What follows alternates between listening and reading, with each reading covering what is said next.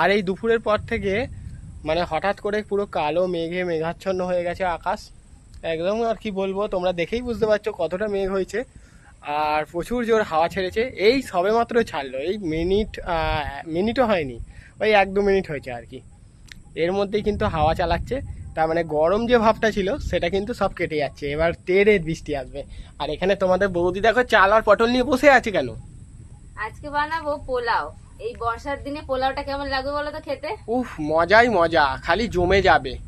তাও আবার আজকে বানাবো গোবিন্দভোগ চাল দিয়ে পোলাও, আর সাথে হচ্ছে পটল পটল পোলাও বলতে পারো। এর মধ্যে একটু আলুও দেবো। খুব সুন্দর একটা রেসিপি, সকালে জলখাবার হিসাবেও খেতে পারবে, খুব তাড়াতাড়ি হয়ে যায়। তো চলো প্রথমে আগে আমরা চালটা দিয়ে ভাত বানিয়ে নেব। প্রথমে আমরা ভাত বানিয়ে নেব। ভাতটা আমি এই উনুনে করব না, ভেতরের উনুনে করে নেব। ধুয়ে নেবো চালটা আগে।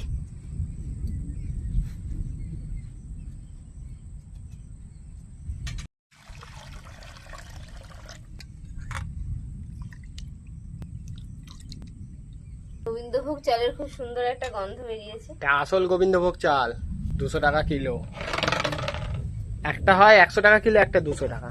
200 টাকাটা বেশি ভালো গন্ধ হয়, কারণ এই চালটা অল্প লাগে, তাই জন্যই নেওয়া হলো দামি। এত ভালো হাওয়া দিচ্ছে না, পুরো একদম ঠান্ডা হয়ে যাচ্ছে। দেখো গাটা, মানে এতক্ষণ মানে গুমোট গরম ছিল।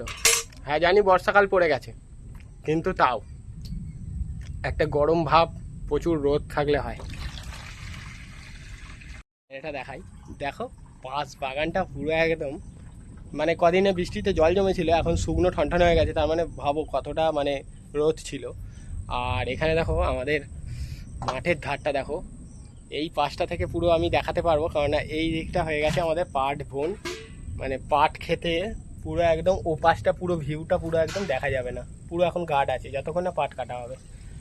তো দেখছো পাচ্ছ কীরকম ঠান্ডা হাওয়া দিচ্ছে। ও দারুণ লাগছে কিন্তু আজকে এই সময়, বলো যাদের মানে এই ধরো গাছে সার ফার দেওয়া উচিত। এই দেখো কুল এসেছে, কথা বলতে বলতে দেখো আমার সোনাটা চলে এসেছে। আয়, কিছু রান্না হয়নি ওদের। কিচ্ছু রান্না হয়নি তোমাদের? এসো এসো, সোনা বাবা। এই যে ভাতটা আমি বসিয়ে দেবো, দেখো জল দিয়ে দিয়েছি, অল্প একটু লবণও দিয়ে দিই।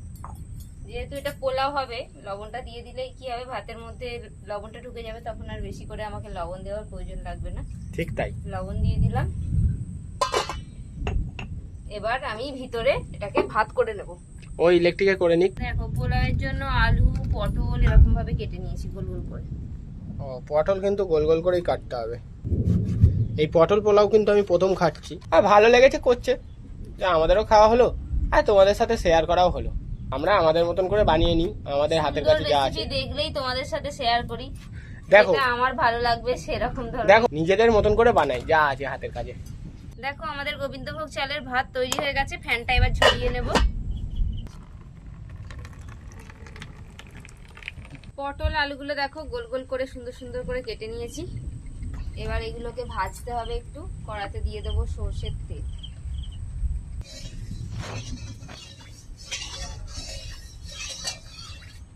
আলু ভেজে নেব।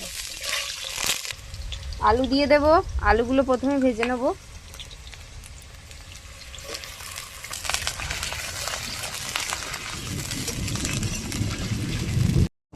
মেঘ কিন্তু অনেক ডাকছে, পুরো একদম মুষলধারে বৃষ্টি আসবে। আর এখন কিন্তু আমাদের কিন্তু রান্না হচ্ছে। এই দেখো তোমাদের বৌদি কিন্তু রান্না করছে, আর ওখানে দেখো কুল বসে আছে। বৃষ্টি পড়ছে কিন্তু 1 ফোঁটা 2 ফোঁটা। ভাজা হয়ে গেছে, তুলে নেব। ও লাল লাল করে এই বর্ষাকালে এরম আলু ভাজা খেতে খুব ভালো লাগে। কড়া কড়া আলু ভাজা, এই উনুন ধরানো একটু কষ্টকর। না দিও না, দিও না। বাবা দিতে বান করছে। এবার দিয়ে দেবো পটল।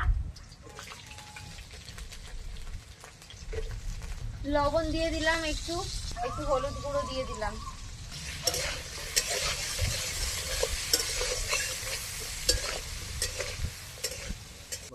পটল ভাজাগুলো হয়ে গেছে, তুলে নেব। পটলগুলো ভেজে নিলাম। কিছু পটল বড় বড় করে কেটে নিয়েছি, যাতে পোলাওয়ের মধ্যে থাকলে দেখতে ভালো লাগে। এবার পোলাও বানানোর জন্য দিয়ে দেবো ঘি। ঘি দেওয়া হয়ে গেল, এবার একটুখানি জ্বালন দেওয়া হচ্ছে। এবার দিয়ে দেবো তেজপাতা, দেবো কিছুটা আদা কাঁচা লঙ্কা বাটা,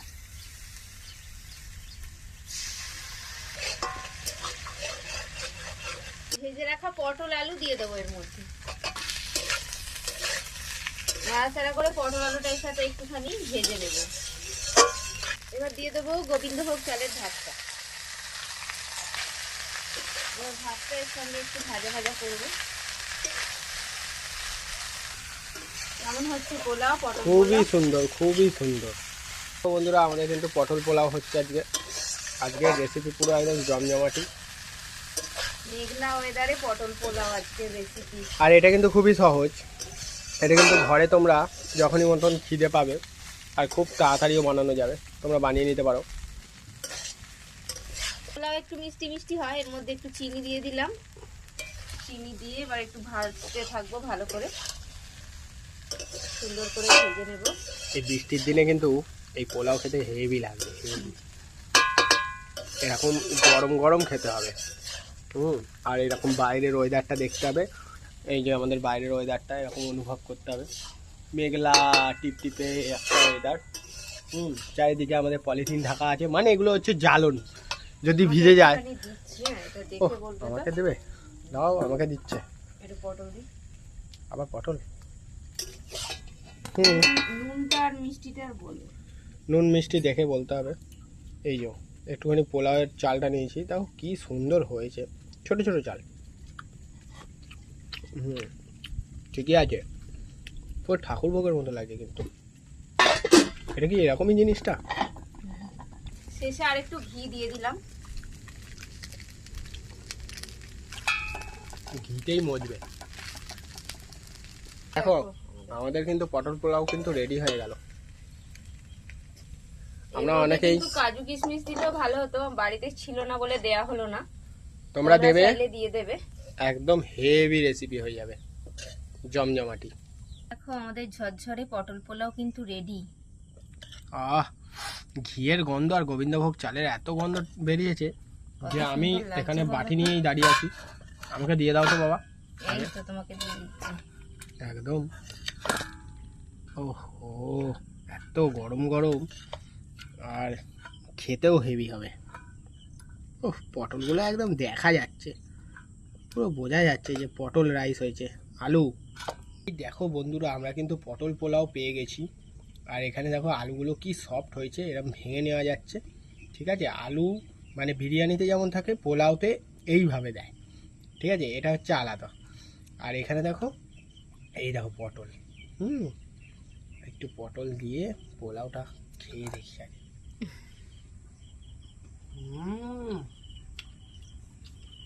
হেভি টেস্ট।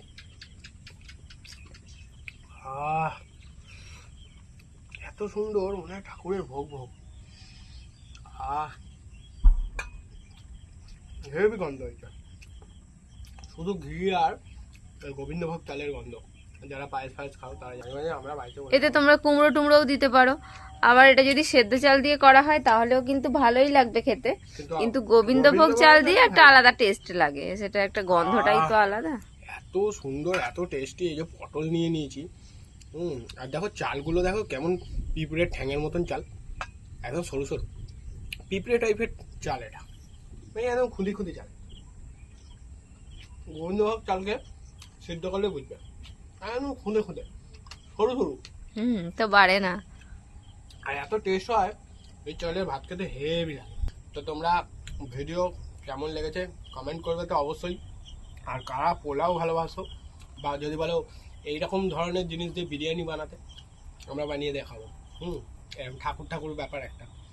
তো যাই হোক, আজকের মতন এখানে শেষ করছি, দেখা হচ্ছে পরের ভিডিও। তারা আজকে আমরা খাচ্ছি ঠাকুরের ভোগ, অমৃত না। Heavy taste. সুন্দর এই পটল পোলাও হয়েছে। আর এই মেঘলা মেঘলা ওয়েদারে এরকম পোলাও খেতে কিন্তু দারুণ লাগছে। ও কি সুন্দর লাগে, পটলগুলো কত সুন্দর ভাজা হয়েছে, দেখেই মানে একদম খেতে ইচ্ছা করবে। আর এত সুন্দর গন্ধ, তোমরা যদি মানে না খাও বুঝতে পারবে না। দারুণ সুন্দর।